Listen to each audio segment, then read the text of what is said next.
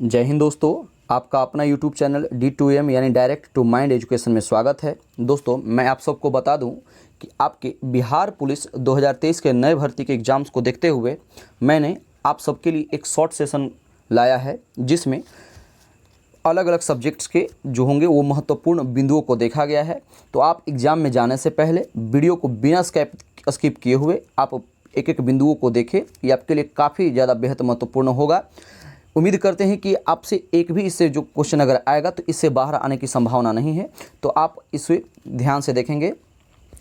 आइए एक एक करके बिंदुओं को देखते हैं। तो पहला पॉइंट क्या कहता है, वायसराय लॉर्ड हार्डिंग पर बम फेंका गया था, यानी किसके द्वारा?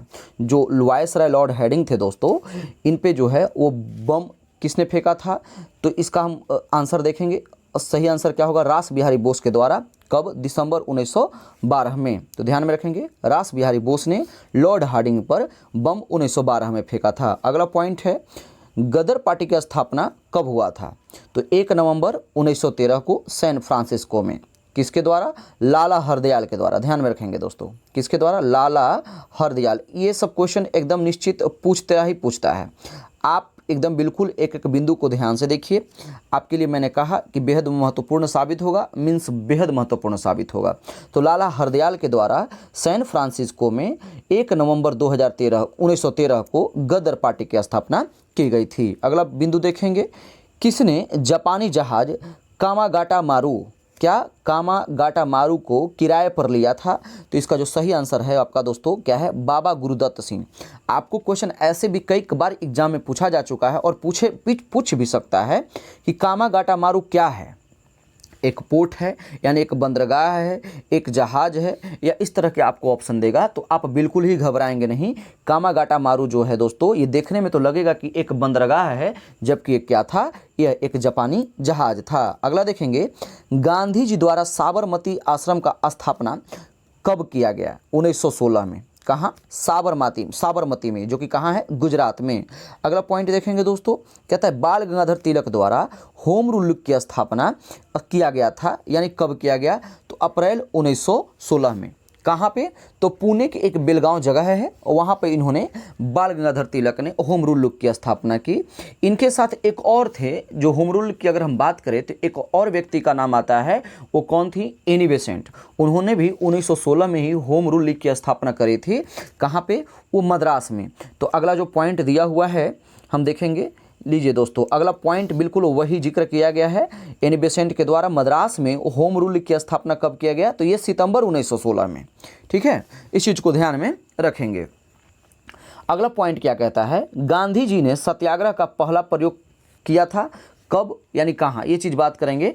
तो आप बहुत सारे ऐसे कैंडिडेट हैं जो ये क्या करते हैं, अगर ऑप्शन में आपको दक्षिण अफ्रीका भी मिल जाए, अगर आपको बिहार यानी चंपारण भी मिल जाए, ठीक है, भारत या किस तरह से कुछ करके ऑप्शन में आपको दे दे, बेलगांव दे दे, तो आप बिल्कुल क्या करेंगे? गलत करके आएंगे। तो इस चीज़ को ध्यान में रखिएगा। गांधी जी ने सत्याग्रह का पहला प्रयोग का जब भी बात आ जाए तो सत्याग्रह का पहला प्रयोग कहाँ किया था? दक्षिण अफ्रीका में। ध्यान में रखेंगे दोस्तों। अगला पॉइंट क्या कहता है, कहता है गांधी जी ने भारत में सत्याग्रह का सत्याग्रह का पहला प्रयोग कहाँ किया था? चंपारण, बिहार में। अगर भारत में पूछेगा तो भारत में सत्याग्रह का पहला प्रयोग पूछेगा तब आप चंपारण लगा करके आएंगे, कोई दिक्कत नहीं होगी। लेकिन अगर सिर्फ पहला सत्याग्रह पूछेगा तो आप दक्षिण अफ्रीका ही लगा करके आएंगे दोस्तों। अगला पॉइंट देखेंगे, गांधी जी ने से चंपारण आने का अनुरोध किसने किया था? तो राजकुमार शुक्ल ने। ये कौन थे?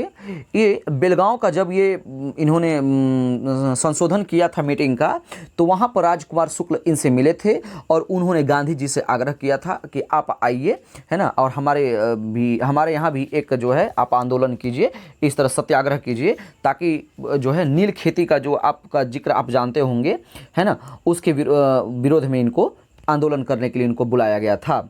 अगला पॉइंट देखेंगे, राजकुमार शुक्ल क्या थे दोस्तों? एक किसान थे। ध्यान में रखिएगा। अगला पॉइंट है, राजकुमार शुक्ल की मृत्यु के पश्चात किस अंग्रेज अधिकारी ने कहा था कि वह चंपारण का इकलौता मर्द था? बहुत ही जबरदस्त और इम्पॉर्टेंट स्टेटमेंट है। तो किसने कहा था राजकुमार शुक्ल को कि चंपारण का इकलौता मर्द था? वो कौन था? जॉर्ज एमन ने। अगला पॉइंट है, गांधी जी ने पहली बार भूख हड़ताल कब किया था और कहाँ किया था? तो ये अहमदाबाद, गुजरात में जो है अहमदाबाद मिल था, उसके हड़ताल के दौरान, कब? 1918 में जो हड़ताल हुआ था अहमदाबाद मिल के खिलाफ, है ना, के के फेवर में, तो उसी समय जो है गांधी जी ने पहली बार भूख हड़ताल किया था। अगला पॉइंट देखेंगे, जालियांवाला बाग हत्याकांड का आरोपी जनरल डायर को सहयोग किया था, यानी किसने सहयोग किया था? तो इसका जो करेक्ट आंसर होगा हंसराज ने। अगला पॉइंट है, जालियांवाला बाग हत्याकांड के विरोध में गांधी जी ने लौटाई थी, क्या लौटाई थी, यानी किस उपाधि की बात की गई है? तो कैसर ये हिंद की उपाधि लौटा दी थी, जबकि नाइटहुड की जो उपाधि है वो रविंद्रनाथ टैगोर ने भी लौटा दी थी। अगला पॉइंट देखेंगे दोस्तों, कहता है जालियांवाला बाग हत्याकांड जांच हेतु किस कमीशन का गठन किया गया? यानी जो जालियांवाला बाग हत्याकांड हुआ था, कब हुआ था?